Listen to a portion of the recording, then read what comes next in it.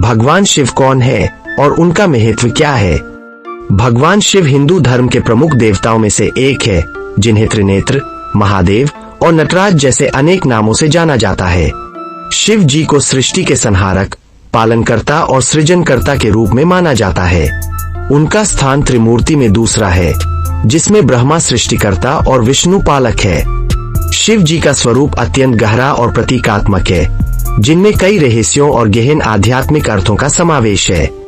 भगवान शिव का रूप योगी के रूप में दर्शाया जाता है, जो कैलाश पर्वत पर तपस्या में लीन रहते हैं। उनका गला नीला है, जिसे नीलकंठ कहा जाता है।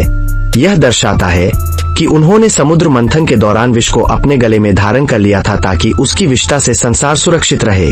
उनके जटाओं में गंगा नदी बहती है, जो उसे पवित्रता और जीवनदायिनी शक्ति का प्रतीक बनाती है। शिव जी के गले में सर्प होते हैं, जो उनके आत्मा के नियंत्रक होने का संकेत देते हैं।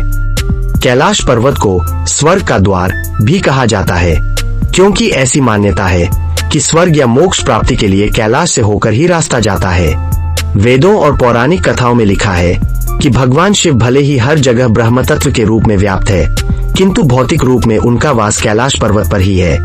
उनका यह निवास स्थान साधना, तपस्या और दिव्य शांति का विस्तार है, जहाँ वे ध्यान मग्न योगी के रूप में सभी देहधारियों के कल्याणार्थ तप करते हैं। शिव के इसी निवास स्थान को हजारों वर्षों से साधकों और तीर्थयात्रियों के लिए सर्वोच्च आध्यात्मिक स्थल माना जाता है।